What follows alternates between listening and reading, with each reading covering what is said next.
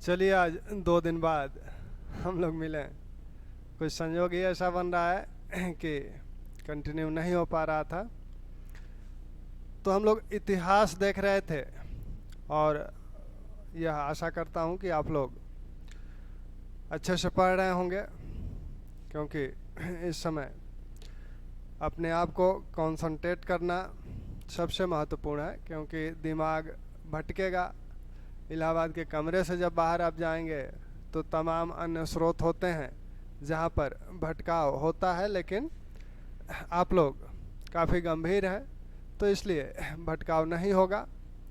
इतिहास में हम लोग मौर्यकालीन प्रशासकीय व्यवस्था कर रहे थे और उस मौर्यकालीन प्रशासकीय व्यवस्था में केंद्रीय शासन को देखा गया था।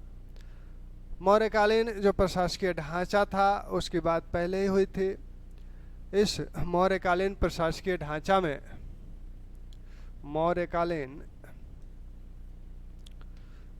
मौर्यकालीन प्रशासकीय ढांचा में जो चीज़ें देखी गई थी, यह ढांचा जो है मौर्यकालीन प्रशासकीय ढांचा या संरचना, इसी को संरचना कहा गया था। तो यह देखा गया था कि केंद्र, प्रांत, मंडल, इसके बाद आहार, इसके नीचे वाली इकाई आहार या विषय थी, इसके नीचे स्थानीय, इसके नीचे आपका द्रोणमुख, इसके नीचे की जो इकाई थी उसे खरवटिक बोला जाता था, और इसके नीचे की इकाई को संग्रहण बोला जाता था, और सबसे निचली जो प्रशासकीय इकाई थी वो ग्राम था। तो मौर्यकालीन प्रशासकीय व्यवस्था के इस ढांचे में हम लोगों ने किसको देख लिया है? केंद्र की कुछ बातें हुई थी। केंद्र में राजा होता था। राजा मौर्य साम्राज्य में सर्वे सर्वा है, वह सबसे बड़ा सेनापति है, सबसे बड़ा न्यायाधीश है, सबसे बड़ा विधि निर्माता है। कौटिल्य कहते हैं कि धर्म के अनुसार शासन तो करेगा ही, लेकिन राजा का अपना निर्णय जो होगा वो अंतिम होगा। यहाँ राजा को सहायता प्रदान किनसे किनसे हो रही है? एक तो जो सामान्य शब्द है, सामान्य शब्दावली जो है अमात्य, यह शब्दावली किसके लिए है? यह शब्दावली है पदाधिकारियों के लिए। तो यह जो अमात्य शब्दावली है, मौर्य काल में हर जगह जो प्रशासकीय व्यवस्था में अमात्य शब्द मिलेगा, तो यह सभी पदाधिकारियों के लिए प्रयोग किया गया है। पदाधिकारियों के लिए इस शब्दावली का प्रयोग किया जाता था। इस अमात्य में जो सबसे योग्य होते थे उसे हम प्रथम श्रेणी का अमात्य कहा जाता है। तो जो प्रथम श्रेणी के अमात्य थे, प्रथम श्रेणी के अमात्य, ये क्या होते थे? ये मंत्रिणः के सदस्य होते थे। मंत्रिणः के सदस्य होते थे। द्वितीय श्रेणी के जो अमात्य हैं वो मंत्रिपरिषद के सदस्य हैं। द्वितीय श्रेणी के अमात्य क्या हैं? मंत्रिपरिषद के सदस्य हैं। और तृतीय श्रेणी के जो अमात्य हैं, तृतीय श्रेणी के जो अमात्य हैं, ये आपके अध्यक्ष हैं, जिनका उल्लेख अर्थशास्त्र में जिन 27-28 अध्यक्षों का उल्लेख हुआ है वो तृतीय श्रेणी के अमात्य माने जाते हैं। यानी अमात्यों में जो सर्वाधिक योग्य, सबसे योग्य होते थे वो मंत्रिणा के सदस्य बनाए जाते थे, और जो द्वितीय श्रेणी के होते थे वो मंत्रिपरिषद में शामिल किए जाते थे, और जो तृतीय श्रेणी के होते थे वो विभिन्न छोटे छोटे विभागों के प्रमुख या अध्यक्ष हुआ करते थे। तीर्थों की बात हो गई थी, मंत्रिणा की बात हो गई थी। मौर्य काल में जो ये मंत्रिणा है, कुछ मंत्री 4-5 मंत्रियों को मिलकर यह संस्था बनती थी, या जो मंत्रिणा नामक बॉडी है यह 4-5 मंत्रियों को मिलाकर बनती थी, जिसमें युवराज, प्रधानमंत्री, समाहर्ता, सन्निधाता, सेनापति ये लोग रहते थे। ये इनका कार्य आप देख ही चुके हैं। आत्यायिक विषयों पर राजा को सलाह देना, आत्यायिक यानी अर्थात ऐसे विषय जिन पर निर्णय लेना, तुरंत निर्णय लेना आवश्यक होता था, उन पे ये सलाह देते थे। मंत्रिपरिषद के कार्यों की बात हो ही गई थी। कौटिल्य ने 18 तीर्थों का जो उल्लेख किया गया है, तीर्थ का उन्होंने प्रयोग विभाग या विभाग प्रमुख के रूप में किया हुआ है। अब यह जो अध्यक्ष हैं, इन अध्यक्षों की चर्चा अर्थशास्त्र में हुई है। 27 या 28 अध्यक्षों का उल्लेख होता है। जो भी विकल्प में आपके हो उसको आप लगाएंगे। ये अध्यक्षों की बात कौटिल्य भी करते हैं और यूनानी लेखक भी करते हैं। यूनानी लेखक इन्हें मजिस्ट्रेट कहते हैं। मेगास्थनीज इनके कार्यों के विषय में बताते हैं कि इनमें से कुछ बाजार के प्रमुख थे, कुछ जो है सड़कों पर नियंत्रण रखते थे, कुछ जो है सेना से संबंधित थे, कुछ जल कृषि संबंधित कार्यों से संबंधित थे, कुछ खान के प्रमुख थे, खानों के प्रमुख थे या उनके नियंत्रण करता थे, कुछ जल संग्रहण क्षेत्रों के निरीक्षण करता या नियंत्रण करता थे। तो मेगास्थनीज इनके अध्यक्षों के कार्यों को बताता है। अध्यक्षों में जो कुछ 8-10 अध्यक्ष ऐसे हैं जो बार बार पूछे जाते हैं और बहुत ही महत्वपूर्ण हैं। तो 27 इन 28 अध्यक्षों को याद रखना तो थोड़ा सा मुश्किल है, लेकिन अगर आप 10-12 अध्यक्षों के कार्यों को ध्यान में रखते हैं तो विकल्प में आपको मिल जाएंगे। तो उन 10-12 अध्यक्षों को तो अवश्य ही ध्यान रखें। तो हम लोग अध्यक्षों की बात करें।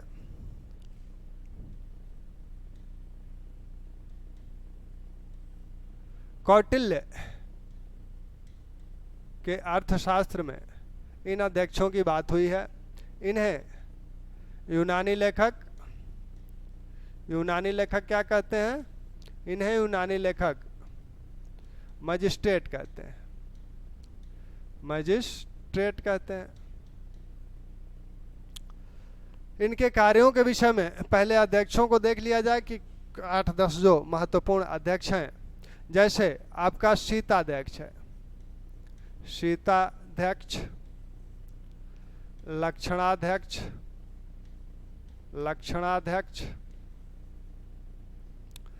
विविताध्यक्ष, कुप्याध्यक्ष,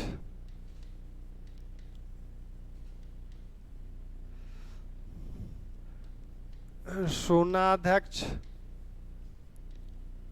सूत्राध्यक्ष, पर्याध्यक्ष,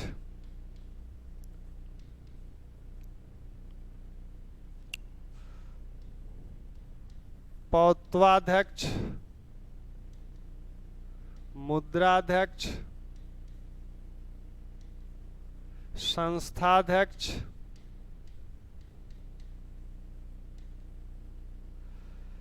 इसमें जो शीताध्यक्ष है ये राजकीय कृषि भूमि का प्रमुख है। राजकीय कृषि का प्रमुख है, यानी राज्य द्वारा जो जिस भूमि पर कृषि कराया जाता है तो उस कृषि की समस्त व्यवस्था इस शीताध्यक्ष द्वारा होती है। और जो राजकीय जो भूमि थी, कृषि भूमि थी, उससे जो कर प्राप्त होता था मौर्य काल में उसे शीता बोला जा रहा है। तो ये शीताध्यक्ष है। लक्षणाध्यक्ष राजकीय टकसाल, राजकीय टकसाल का प्रमुख था। टकसाल यानी जहाँ सिक्के ढाले जाते हैं तो उसका प्रमुख होता था। विविताध्यक्ष या चारागाहों का प्रमुख था, चारागाहों का प्रमुख था। वैसे ही कुप्याध्यक्ष यह वन विभाग का प्रमुख था, वनों की देखरेख करता था। शून्याध्यक्ष बूचड़ खाने का प्रमुख है, जहाँ पशु आदि की हत्याएं की जाती हैं, बूचड़ खाने का अध्यक्ष है। सूत्राध्यक्ष कताई बुनाई विभाग का अध्यक्ष है, कताई बुनाई विभाग का अध्यक्ष है। पर्याध्यक्ष यह व्यापार वाणिज्य संबंधी वाणिज्य विभाग का अध्यक्ष है, वाणिज्य विभाग का अध्यक्ष है, बाजार आदि की व्यवस्था देखता है। पौत्वाध्यक्ष यह जो है मुद्राध्यक्ष पासपोर्ट विभाग का अध्यक्ष है। संस्थाध्यक्ष सड़कों या मार्गों का निरीक्षण करता है, निरीक्षण करता है।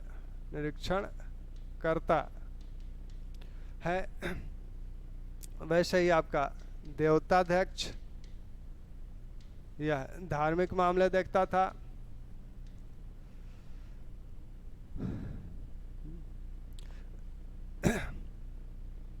तो मुद्राध्यक्ष जैसे पासपोर्ट विभाग का, ऐसे ही आपका एक पत्तनाध्यक्ष आपका बंदरगाहों की देखरेख करता था, बंदरगाहों की देखरेख करता था। नवाध्यक्ष नामों के निर्माण आदि संबंधी उनके रखरखाव निर्माण का ध्यान रखता था। और ये पौत्वाध्यक्ष जो है ये छूट रहा है, माप तौल विभाग से संबंधित था। तो अध्यक्षों में जिनको आपको याद रखना है वो आपके हैं शीताध्यक्ष, राजकीय कृषि भूमिका की देखरेख करता था, उस पर खेती आदि कराने की व्यवस्था करता था। लक्षणाध्यक्ष राजकीय टकसाल का प्रमुख था, और टकसाल से संबंधित एक और अधिकारी मौर्य काल में जो कि बार बार पूछा जाता है, रूपदर्शक। यह तो सिक्का ढलवाने टकसाल का प्रमुख है, सिक्का ढालने की व्यवस्था करता है, और रूपदर्शक जो था वो सिक्कों की जांच करता था कि कौन सिक्के शुद्ध हैं और कौन सिक्के खोटे हैं। वित्ताध्यक्ष चारागाहों की व्यवस्था देखता था। कुप्याध्यक्ष वन विभाग वन की देखभाल करता था। सूनाध्यक्ष बूचड़खाने, और आपका सूत्राध्यक्ष आपका कताई बुनाई विभाग, यानी आपका वस्त्र उद्योग से मूलतः संबंधित था। पण्याध्यक्ष व्यापार वाणिज्य बाजार और वाणिज्य इसको देखता था, इस विभाग को। पौत्वाध्यक्ष ध्यान रखिएगा, ये पौत्वाध्यक्ष का मतलब पतन से या नाव से नहीं है, ये मापतौल विभाग का प्रमुख है। मुद्राध्यक्ष पासपोर्ट विभाग का प्रमुख है। संस्थाध्यक्ष राजकीय मार्गों का निरीक्षण करता था, और साथ में राजकीय मार्गों के निरीक्षण के साथ साथ इसी की अनुमति से पुरानी वस्तुएं बाजार में बेची जा सकती थी। अर्थात जब तक यह अनुमति नहीं देगा तब तक पुरानी वस्तुएं बाजार में नहीं बेची जा सकती हैं। देवताध्यक्ष यह धार्मिक मामलों को देखता था। पत्तनाध्यक्ष बंदरगाहों की देखरेख करता था, और नवाध्यक्ष नावों की देखरेख, नावों का निर्माण आदि या मेंटेनेंस इसी के जिम्मे था। मौर्यों की एक अपनी जल सेना भी थी, और व्यापारिक रूप से भी नावों का निर्माण, यानी नावों के निर्माण पर मौर्य शासन का एक अधिकार था। तो ये आपके कुछ प्रमुख अध्यक्ष हैं। अब मेगास्थनीज क्या कहता है इन अध्यक्षों के विषय में, इन अध्यक्षों के कार्यों के विषय में? तो मेगास्थनीज अध्यक्षों का निम्न कार्य बताता है।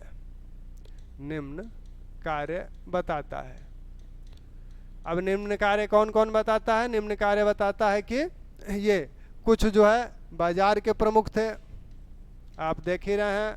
पण्याध्यक्ष जो है बाजार के प्रमुख थे। कुछ जो है सेना से संबंधित थे, कुछ कृषि कार्यों से संबंधित थे। कृषि कार्यों में आप शीताध्यक्ष को देख ही रहे हैं, और पशुपालन से संबंधित भी आपका जो विविताध्यक्ष है। कुछ जल संग्रहण क्षेत्रों की निगरानी रखते थे, जिससे लोगों को समान रूप से जल वितरित किया जा सके। ठीक, यही कहता है कि ये और क्या कार्य करते थे ये लोग, और एक कार्य ये करते थे कि सड़कों का निरीक्षण करते थे और 10-10 स्टेडिया पे ये स्तंभ स्थापित करवाते थे। सड़कों पर दूरी सूचक स्तंभ 10-10 स्टेडिया पर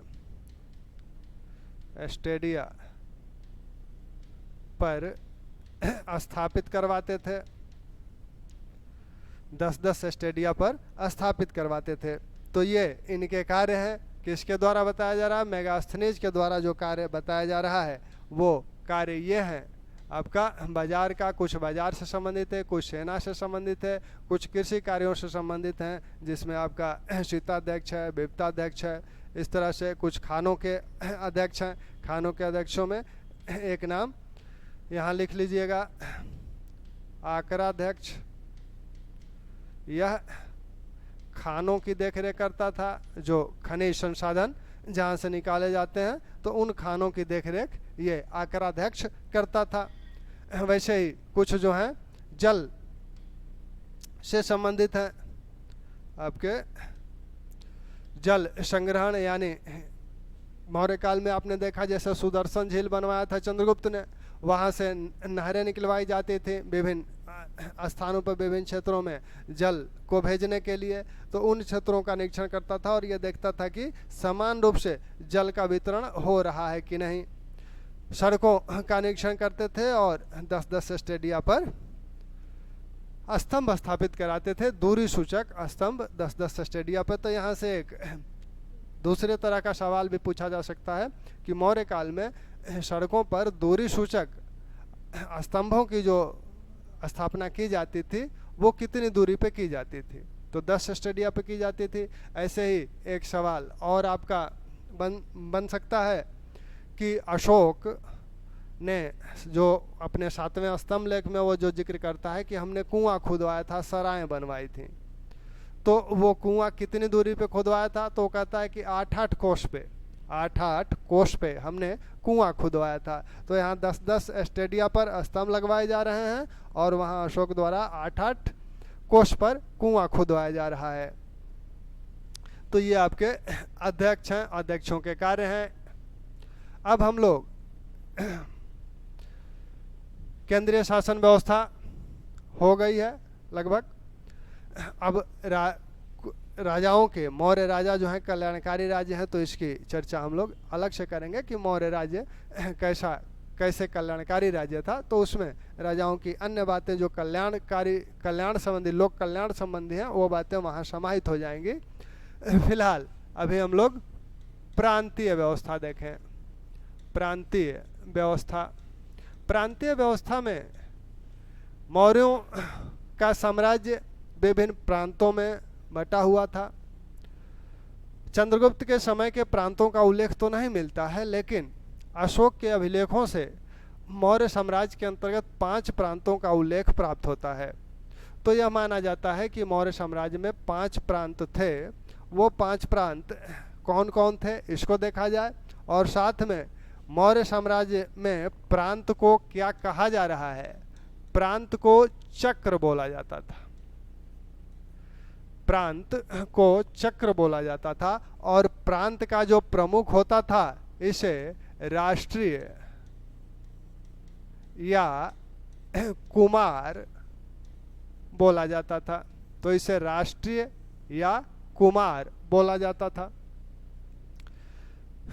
मौर्य साम्राज्य में प्रांतों को क्या कहा जाता था? चक्र कहा जाता था, और प्रांत प्रमुख यानी प्रांतपति को कुमार या राष्ट्रीय बोला जाता था। ये अमूमन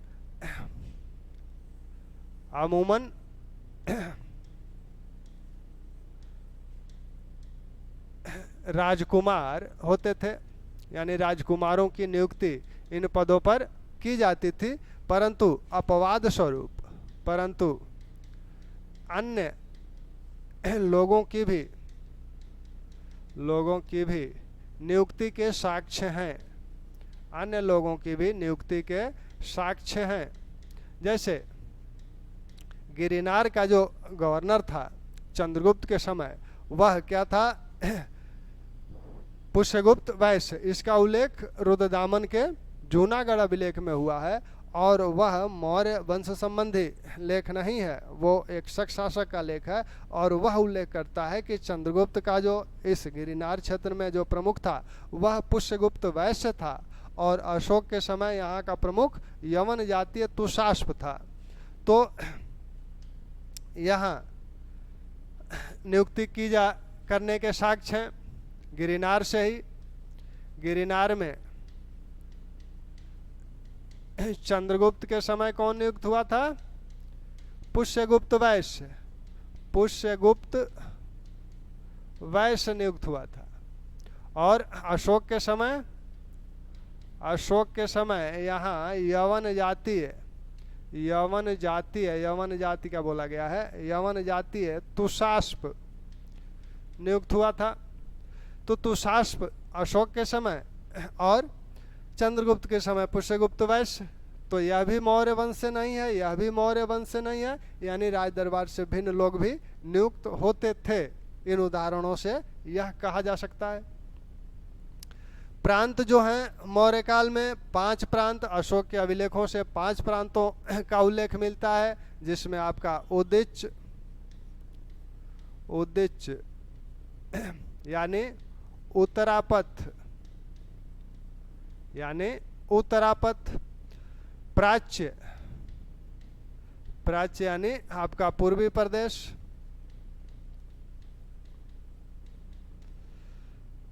अवंती राष्ट्र,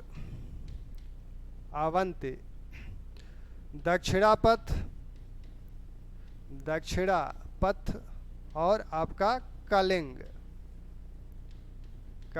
ये 5 प्रांत मौर्य काल के मिलते हैं, देखने को मिलते हैं।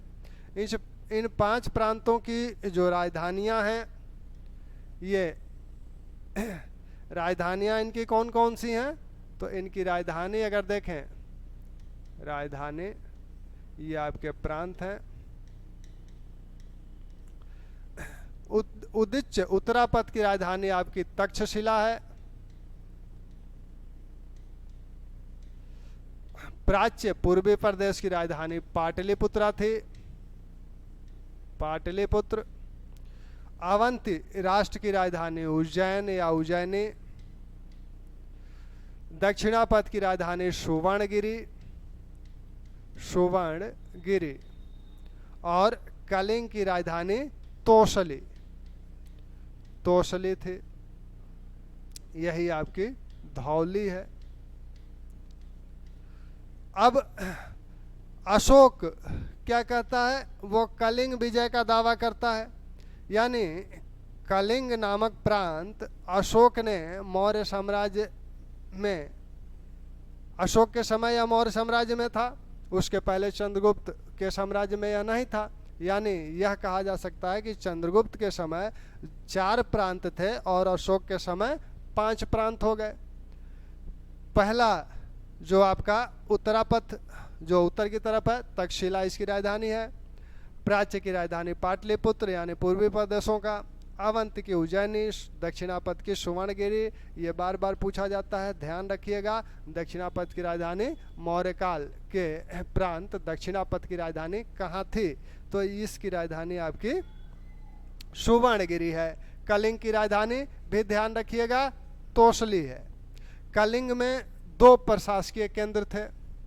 कलिंग में प्रशासकीय केंद्र 2 हैं, और ये 2 प्रशासकीय केंद्र कौन कौन हैं? तोसली और समापा। तोसली यानी यह धौली है, और समापा जौगढ़ है।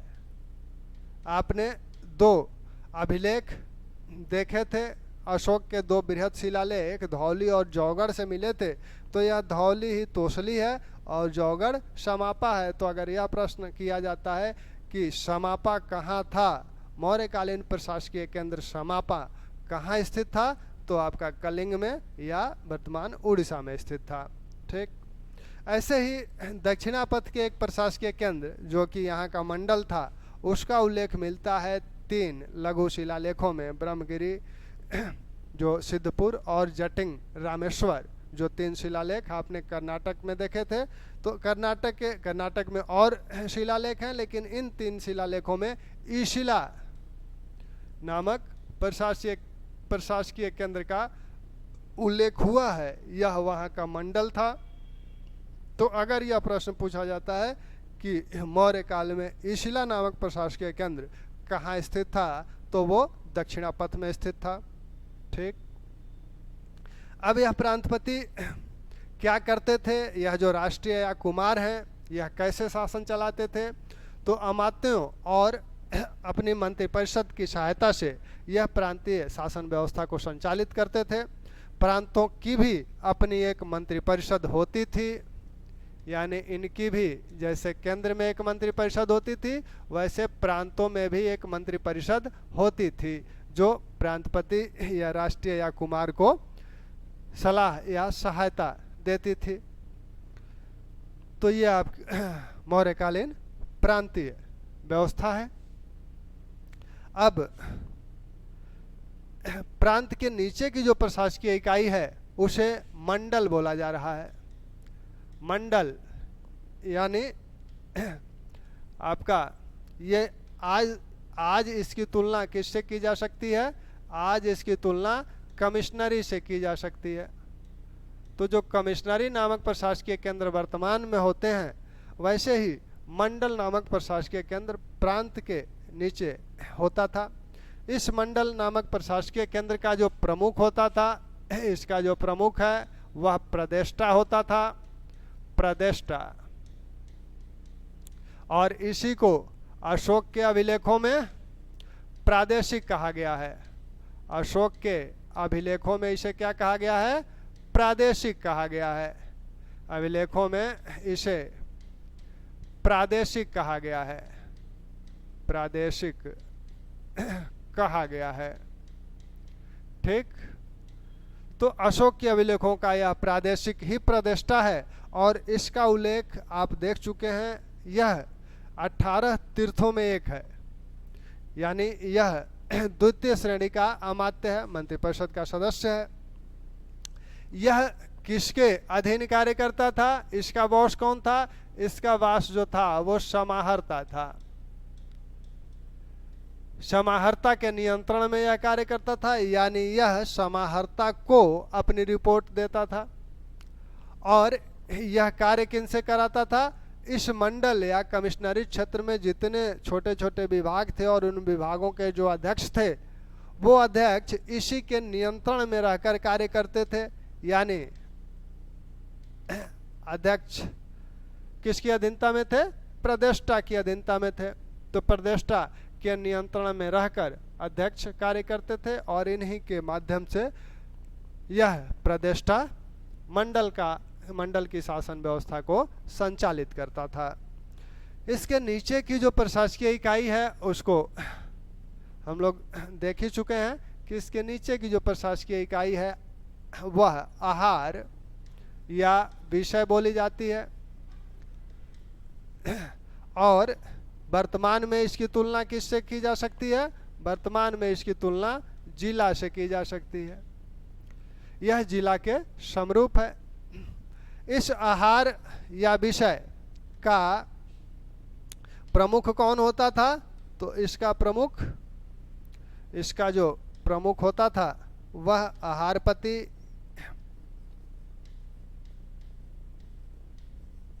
या आहारिक होता था। तो आहारपति जिले का व्यवस्था देखता था। अशोक के समय में याद करिए, उसके चौथे स्तंभलेख को याद करिए। जब स्तंभलेख कराया जा रहा था तो उस चौथे स्तंभलेख में एक अधिकारी का जिक्र हुआ था। वह रज्जुक नामक अधिकारी था और अशोक ने अपने 26वें राज्याभिषेक के 26वें वर्ष में उसे न्यायिक अधिकार भी प्रदान कर दिया था। यह रज्जुक नामक जो अधिकारी था, रज्जु शब्द से निकला हुआ है, रज्जु शब्द से रजुक बना है। रज्जु का मतलब रस्सी होता है, यानी भूमि आदि की पैमाइश वो किया करता था और भूमि के करों निर्धारण से संबंधित वह अधिकारी था, यानी कुल मिलाकर राजस्व अधिकारी था। कलेक्शन से संबंधित, राजस्व कलेक्शन से संबंधित अधिकारी था। लेकिन अशोक ने अपने राज्याभिषेक के 26वें वर्ष में उसे न्यायिक अधिकार भी प्रदान कर दिया था। तो इस प्रकार वह जिले का एक ऐसा अधिकारी है जिसका राजस्व संबंधी भी अधिकार है और न्यायिक अधिकार भी है। तो उस समय तक आकर यह जिले का सबसे प्रमुख अधिकारी रज्जुक बन गया था। तो रज्जुक भी कहाँ का अधिकारी था? जिला का अधिकारी था। आहारपति ऑप्शन में है तब तो ठीक है, आहारपति जिला का प्रमुख है या आहारिक जिला का प्रमुख है। अगर यह नहीं है, रज्जुक है, तो रज्जुक आपका प्रमुख है।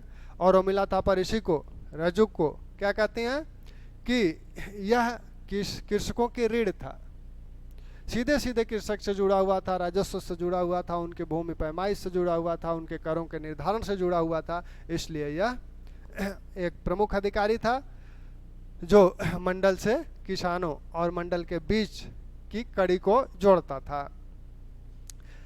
आहार के नीचे की जो प्रशासकीय इकाई है, इसे क्या कहा गया है? इसके नीचे की प्रशासकीय इकाई को कहा जा रहा है स्थानीय। स्थानीय का जो प्रमुख है यह स्थानिक था, यह स्थानीय का प्रमुख था। इसके नीचे की जो इकाई है वह एक स्थानीय में कितने? 2 द्रोणमुख थे। द्रोणमुख कितने थे? एक स्थानीय में 2 द्रोणमुख थे। द्रोणमुख। इस स्थानीय नामक इकाई 800 ग्रामों से मिलकर बनती थी। 800 गांवों से मिलकर स्थानीय नामक इकाई बनती थी। तो इस 800 गांवों को अगर 2 भाग में आप बांट दें तो एक द्रोणमुख में कितने गांव हो गए? 400 गांव हो गए। ठीक, तो एक द्रोणमुख में कितने गांव होते थे? 400 गांव होते थे। अब एक द्रोणमुख में 2 खरवटिक थे। एक द्रोणमुख में 2 खरवटिक होते थे। इस 400 गांवों को 2 भागों में बांट दीजिए तो एक खरवटिक में कितने ग्राम आए? 200 ग्राम आए। तो एक खरवटिक में 200 गांव होते थे। ठीक, अब इस खरवटिक में, एक खरवटिक में 20 संग्रहण होते थे। एक खरवटिक में कितने संग्रहण होते थे?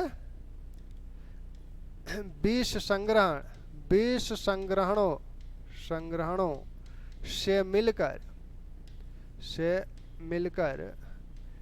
एक खरवटिक बनता था।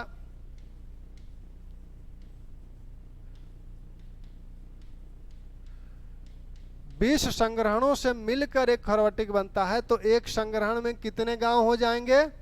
यानी एक संग्रहण में 10 गांव होंगे। एक संग्रहण में 10 गांव होते थे। ठीक, और इस संग्रहण का जो प्रमुख होता था, संग्रहण का जो प्रमुख अधिकारी है, इसे गोप कहा गया है। और सबसे निचली इकाई क्या है? गांव है। इस गांव का शासन कौन कर रहा है?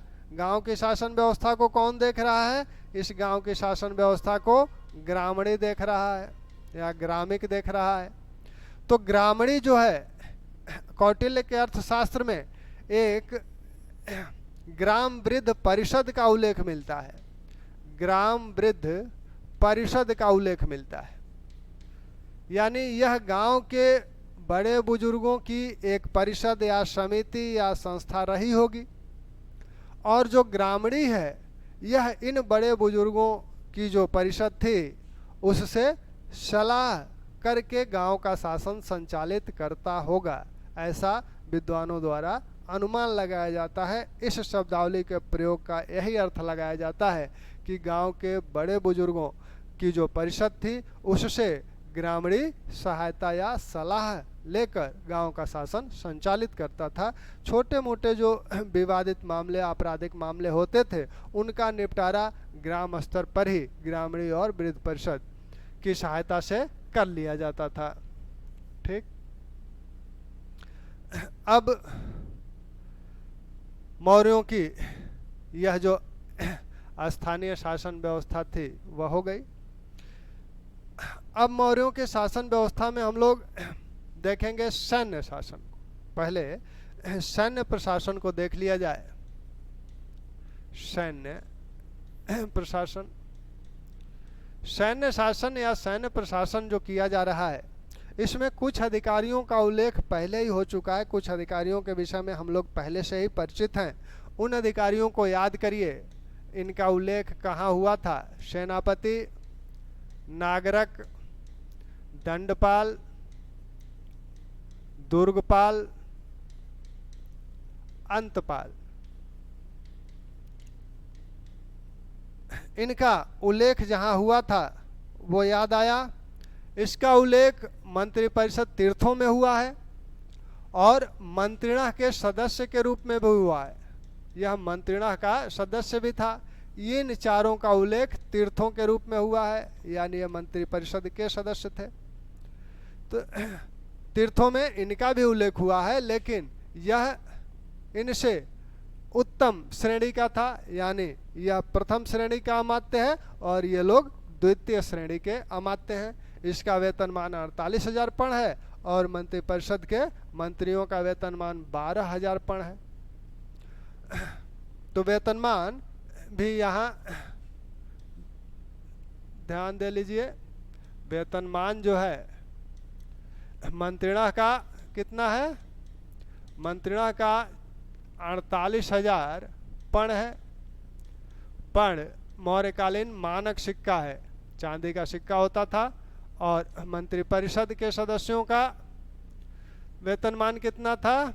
मंत्रिपरिषद के सदस्यों का वेतनमान 12,000 पण था। और अध्यक्षों का वेतनमान 1,000 पण था। ये वार्षिक उनका वेतनमान है। ठीक। तो इसका वेतनमान 48,000 पण है और ये द्वितीय श्रेणी के अमात्य हैं, इनका वेतनमान 12,000 पण है। यानी सेना का सर्वोच्च अधिकारी सेनापति है। सेना का संपूर्ण प्रबंधन यही देख रहा है और इसके अधीन ये लोग कार्य करते रहे होंगे। नागरिक को आपने देखा था, नागरिक का कार्य क्या था? युद्ध क्षेत्र में सेना का संचालन करना नागरिक का कार्य था। दंडपाल का कार्य था सैन्य सामग्रियों की व्यवस्था करना, रसद आदि की व्यवस्था करना। दुर्गपाल जो साम्राज्य के भीतर दुर्ग बने हुए थे या किले बने हुए थे, उनका प्रमुख होता था। और अंतपाल जो सीमावर्ती सीमांत क्षेत्रों में यानी सीमा पर जो दुर्ग बने हुए थे, उनका यह देखरेख करता था। मेगास्थनीज कुछ दूसरी बात कहता है। मेगास्थनीज कहता है, मेगास्थनीज के अनुसार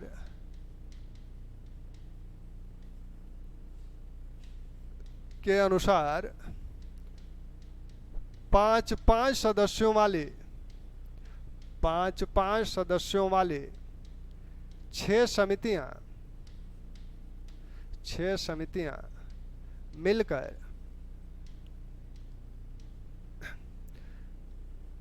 सैन्य प्रशासन संचालित करते थे।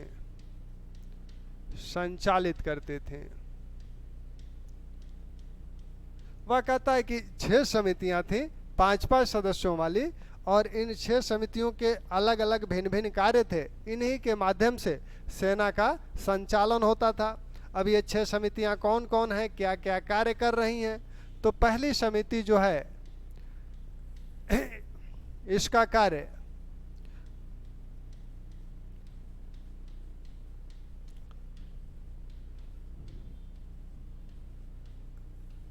पांचवी, छठवीं,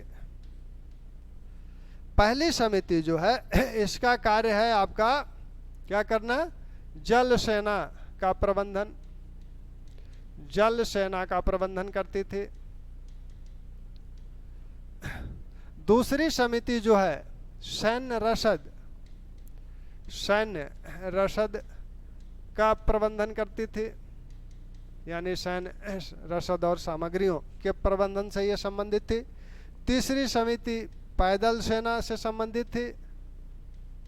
चौथी समिति घुड़सवार सेना से संबंधित थी, अश्वरोहियों से संबंधित थी, घुड़सवार सेना से संबंधित है।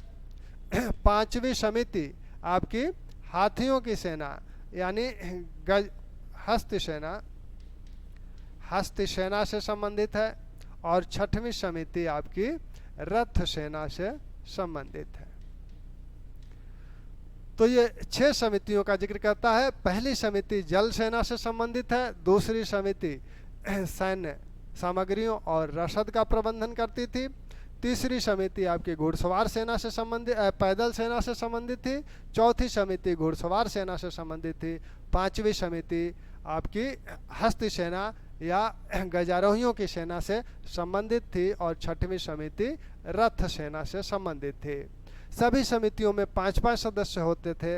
ये 6 समितियां हैं। इन समितियों से मिलकर मौर्य सैन्य शासन संचालित किया जाता था, ऐसा मेगास्थनीज का मानना है।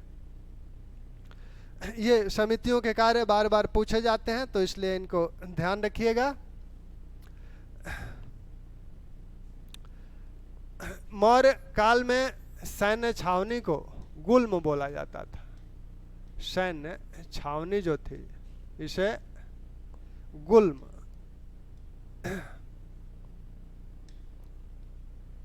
छावनी को गुल्म बोला जाता था। और वेतन को, सैनिकों के वेतन को गुल्म दे बोला जाता था। और जो केंद्रीय सेना थी, अस्थाई सेना थी, जो केंद्र की अस्थाई सेना थी उसे मौल बोला जाता था। अस्थाई सेना जो थी उसे मौल बोला जाता था। तो इन शब्दावलियों को भी ध्यान दीजिए। गुल्म सैन्य छावनी को, और गुल्मदे वेतन को, और मौल अस्थाई सेना जो होती थी उसे मौल बोला जाता था। कौटिल्य 3 प्रकार के युद्ध बताते हैं। युद्धों का प्रकार वो 3 प्रकार बताते हैं। एक प्रकाश युद्ध, दूसरा आपका कूट युद्ध,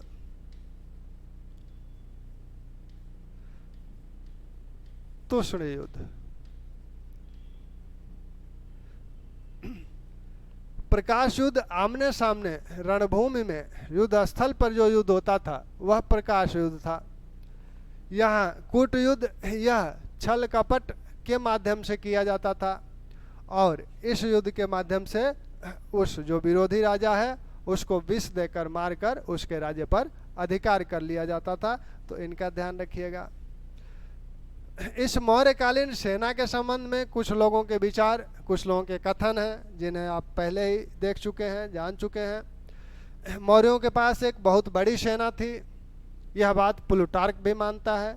क्या कहता है कि चंद्रगुप्त मौर्य ने 6 लाख की सेना लेकर पूरे भारत को रौंद डाला। कौटिल्य यह सेना किन किन लोगों से गठित हुई थी, कौटिल्य इसको बताते हैं। क्या बताते हैं कि यह सेना, चंद्रगुप्त की जो सेना थी, वह चोर, प्रतिरोधक, चोरगण, आटविक, शस्त्रोपजीवी, इन लोगों से मिलकर गठित हुई थी। और इसी को जस्टिन क्या कहता है चंद्रगुप्त की सेना को, कि यह डाकुओं का गिरोह थी। तो इस प्रकार यह जो सैन्य शासन प्रणाली है मौर्यों की, वो सैन्य शासन प्रणाली आपकी ये दिख रही है। सैन्य शासन प्रणाली चंद्रगुप्त के समय बहुत बड़ी सेना रही होगी, क्योंकि चंद्रगुप्त ने उत्तर पश्चिम क्षेत्र को भी जीता और दक्षिण को भी जीता। अशोक ने कलिंग युद्ध किया। कलिंग युद्ध के वो विध्वंसों की बात करता है जिसमें बताता है 1 लाख लोग मारे गए। तो निश्चित रूप से मौर्यों की सेना बहुत ही बड़ी थी और शक्तिशाली थी। कितना समय हुआ? तो हम लोग अब जो दूसरा मौर्य शासन के विषय में देखेंगे वो न्यायिक प्रणाली इनकी, और इनकी जो नगरीय शासन प्रणाली है उसको देखा जाएगा। तो यहीं छोड़ते हैं, फिर आगे कंटिन्यू कर लिया जाएगा। धन्यवाद।